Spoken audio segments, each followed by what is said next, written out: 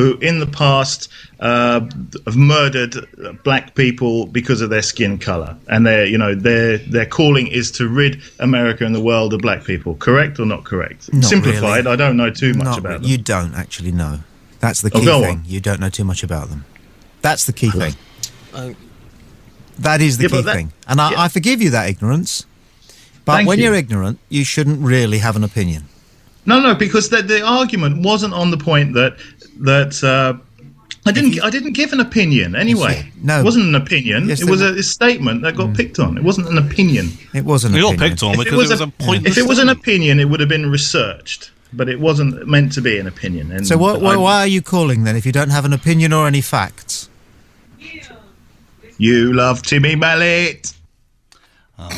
So sad. That's great. I'm comfortable with that. I'm not going to get entrenched in this, though. I'm not going to hold out that my argument that there is some clear, sort of vague link, which I believe there is at the moment, between the original series of Star Trek and the Ku Klux Klan. If I can find out otherwise, if I can be persuaded that it is an enormous coincidence that the first two captains had Pike, the name of the man who pretty much founded Klansmanism in America, and the second captain, a man called Kirk, his name is the name of the organisation that the Klan was pretty much based on, and the founder of the Ku Klux Klan called his organisation the Kirk, and those sort of things are known to Klans people. You see, what I don't understand, we talked about fear earlier. The chap, who was that chap who's just on? What was his name? Eduardo said, well, so what? They're just loads of coincidences. But at what point do a stack of actually quite solid coincidences actually start to become something else? Yes. When do we cross that line? I think we crossed it. That's my view. Long time ago. But people who don't want to think differently, of course, will still say, where's the evidence? We need to take a Skype call. And Matt, I hope you've got your running shoes on. Can I make a point that's been missed in the debate so far? Oh, fuck off. No, seriously. You're all... I want to have a little go at you, Mr. Boyd, even though, you're a legend. Yeah. Why is everyone talking about the Ku Klux Klan? They don't exist. No. It's the Ku Klux Klan. Everybody's saying the clue. There's no clue. It's Ku. Yeah, it's good try, and it's actually either. And if you listen... All right, how much do you want on it? I will bet... I'm willing to bet 50 pence. 50 pence is no good. I'll take you for 100. Bet you a fiver, boys. A fiver. All right. Yeah. Would you like to hear then the opening minute or so of the presentation that we have here about what we're talking about tonight, and you will clearly hear me use both the coup and the clue? Well, no, Will that satisfy you? Listen, I don't argue you, but just because... No, because I'm so good, as you know, that you are dead in the water. You are actually lying face down in the ditch already. But what we're going to do is we're going to play that, and you will clearly hear me. You listen, Ian, you're a good man, you're a good man, and you flatter yourself that you think you can bite my ankles. But here we go. We're going to play it again. You stay there and listen carefully. Okay. You'll hear me I'll use something right here and now. It may be hot tonight, but it's going to get hotter for a whole lot of people. This here little town's going to burn. What I mean, it's going to burn the conscience of the country and put forth a light that everyone and everybody's going to see and feel. This town I'm talking about, Caxton. The voice of the lead actor introducing himself to southern townsfolk in a 1962 movie that film historians acclaim as almost documentary analysis of white supremacy and the Ku Klux Klan. Stop there. It's called The Intruder. Stop there. What did you hear just then, Ian? Well, I heard you say Ku Klux Klan. Well, Thank you. Yes. Thank you. Would you like to go forwards? Because the next time I refer to them as the Ku Klux Klan, acknowledging the point that you're making, but blowing you out the water. Right out the water. It's correct. Gone out the water. Gone.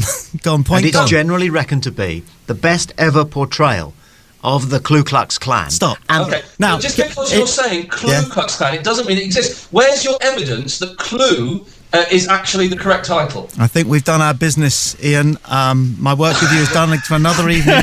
You've learned more. Fucker. Yeah, that's right. You've learned more, you see. You have to get up so fucking early to catch me, and you know that. So why did you try? Why are you... Your point is that it's either the Ku Klux Klan or the Ku Klux Klan, and I very clearly referred to each in my opening piece. Clue is correct. Clue under no circumstance. Show me the evidence that clue is correct. How do you know it's correct? Sorry? What's the origin of the word, Ian? Ku Klux. I do not know the origin of the word. Well, fuck off then, for God's sake, man. It's from the Latin. It means completing the circle. Okay, so that's coup. Ku Where does Klux. the coup come into it? Ku Klux. If you know your Latin. Ku Klux. Okay, that's Ku Klux. But where does the clue come into it? You're putting a bogus L in there that doesn't need to exist in there, Tommy. You're confusing things. Not at all. It's the colloquialism. They can't spell down South in America. Oh, that's how they pronounce it. That's a lame argument. It's a colloquialism. It's an idiot's word. That's why Eduardo was using it. It doesn't exist. It's Ku Klux Klan. I insist. Every fucker for the rest of the night uses it properly. We will do that, but I think you will accept that I've gone through your point long before you pitched up with it and decided not to dwell on it because there are more important matters. Tommy, you know that there is a term in schools now to be buoyed by someone. Are you aware of this? I hope it has nothing to do with me. It does. It's not bumming or anything. But if you are humiliated, although Matt is a different thing. But if you are humiliated, you have been buoyed, and so it's an honour to be buoyed by Boyd. I appreciate it. Is Matt there? He's been a bit quiet tonight. Ian, can I just? It's Duncan here. I haven't been here for the last few weeks, though I have picked up on the fact that you and Matt obviously had a bit of a falling out, and I was just curious to know from your side of things exactly why. Because he's shit. That's why, because he's shit. And he ruins the show. Yeah. He sticks his tongue up Duncan's, Tommy's and your arse. He's always talking about putting Johnny's on. And he's going, oh yeah, and I've done loads of drugs. I've had spliff, I've had speed, I've had coke, I've had K, I've had chinchillas, I've had... Going on about his drugs all the time. So what? Well done. You need to listen back to the podcast, Ian, because at no point whatsoever have I said any of that. And to be honest, we're having a serious... what you said... No. We're having a serious debate tonight, okay, about the Ku Klux Klan funding Star Trek, and I'm not prepared to get into a petty argument with such a cancerous smear on the anus of society like yourself. Now, fuck off. You were asked... Fuck off. ...how many different types of drugs you'd taken, and you said 6. Yeah, at what point did I go, I've had speed, coke, K, chinchillas... I was just curious to know why you fell out, and I think I've got a good handle on that now. Ecstasy. We've still got 2 left, so that means one of them's cocaine. Now, the other one has to be the special K.